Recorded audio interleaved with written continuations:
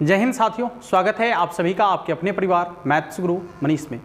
दोस्तों मैं हूं एमके एक्सपर्ट और ये जो भी बच्चे 2023 के एग्ज़ाम में जो है इंटर के एग्ज़ाम में जिनका रिजल्ट बेहतर नहीं हो पाया है या किसी कारणवश उनका जो है अंक नहीं मिल पाया है पूरा का पूरा जितना उन्होंने लिखा है और किसी कारणवश उनको पूरा का पूरा अंक नहीं मिल पाया है या वो अपने अंक से असंतुष्ट हैं, तो उन सभी बच्चों के लिए जो है स्क्रूटनी का डेट आ गया है, जैसा कि आपको यहाँ पर दिख रहा होगा। ठीक ना, देख लीजिए यहाँ पर बिहार बोर्ड का यह ऑफिशियल नोटिफिकेशन है, जहाँ पर लिखा हुआ है कि इंटरमीडिएट वार्षिक परीक्षा 2023 के जारी परीक्षा फल से यदि कोई परीक्षार्थी असंतुष्ट हैं तो वे उस विषय की उत्तर पुस्तिका के स्क्रूटनी के लिए ऑनलाइन आवेदन कर सकते हैं।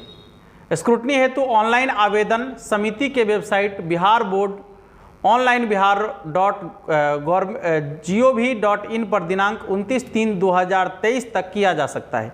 मतलब ये 29 तक जो है इसका अंतिम डेट रखा गया है।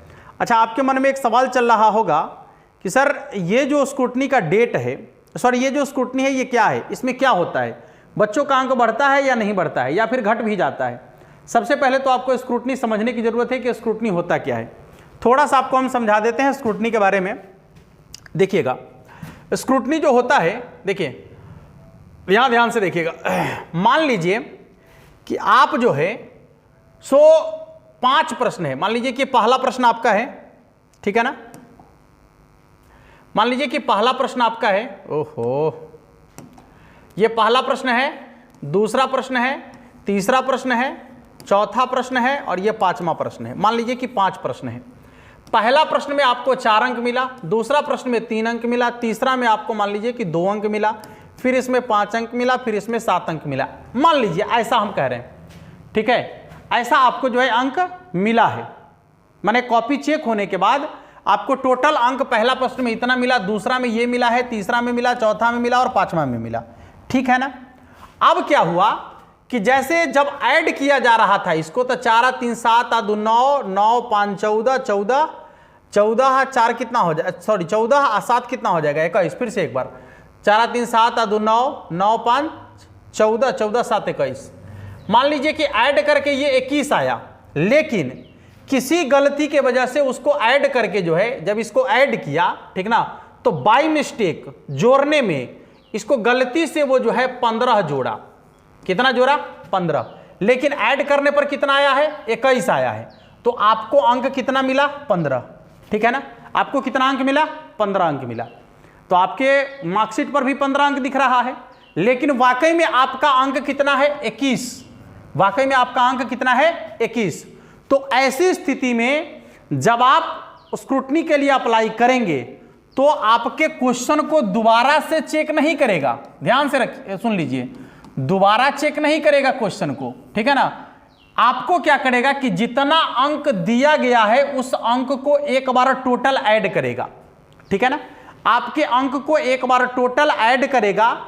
यदि उसमें त्रुटि पाया जाएगा तो आपका अंक बढ़ भी सकता है। ठीक है ना, आपका अंक बढ़ भी सकता है। अच्छा, एक बात बताइए कि जोड़ने में हमेशा कम में काहे जोड़ाएगा? ज्यादातर ऐसा होता है कि कम जोड़ाता है, मतलब अक्सर ऐसा होता है कि कम जोड़ता है, लेकिन कभी कभी यह भी होता है कि जोड़ने में जो है 21 के जगह 25 यदि जोड़ा गया उससे, तो ऐसी स्थिति में आपका अंक 4 कम होके 21 भी आ सकता है। पूरा प्रोसेस समझ में आ गया सभी लोगों को कि स्क्रूटनी में कॉपी के केवल और केवल अंक को जोड़ता है। ठीक ना, कि आपके प्रश्नों में आपके उत्तर पुस्तिका में जो अंक दिया गया है, कॉपी आपके उत्तर पुस्तिका को चेक करके उस अंक को फिर दोबारा से जोड़ेगा और तब देखेगा कि जोड़ने में तो कहीं गलती नहीं हुई है। यदि जोड़ने में गलती हुई है तो उसको सुधार करके, यदि कम जोड़ा है तो ज़्यादा कर देगा, और यदि ज़्यादा जोड़ा गया है तो कम नंबर देगा।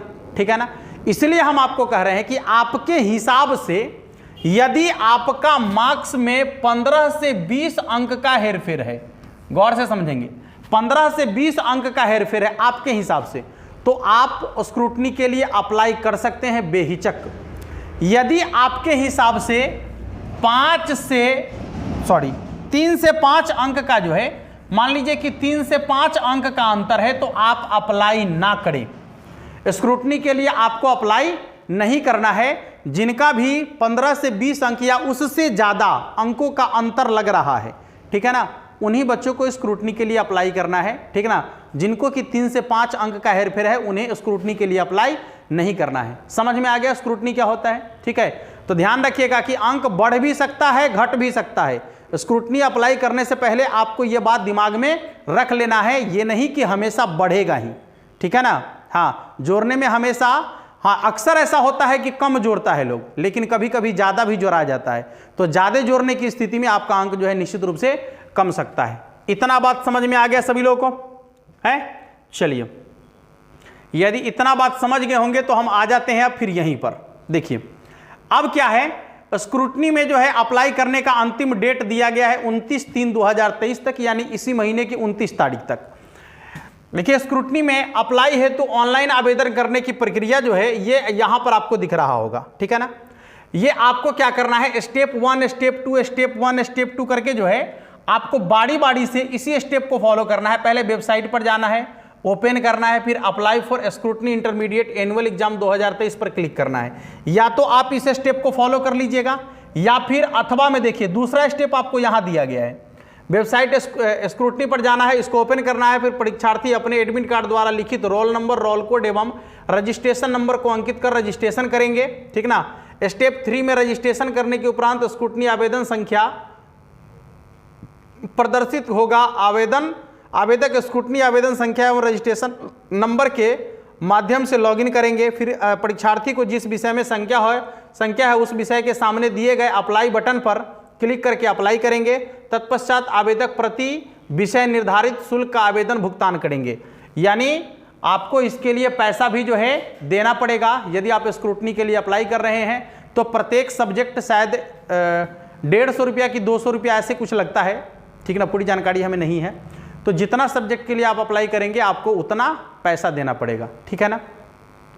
तो यदि आपका 15 से 20 अंक कम है आपके हिसाब से, तो आप स्क्रूटनी के लिए अप्लाई करें और बार बार कॉल ना करें। हम आपको वीडियो के माध्यम से ही पूरी जानकारी दे दिए हैं, ठीक है। हाँ, यदि आप, कुछ बच्चे का ये रहता है कि सर मेरा ऑब्जेक्टिव में का जोड़ा है, सब्जेक्टिव का नहीं जोड़ा है, कर दीजिए अप्लाई, क्या दिक्कत है।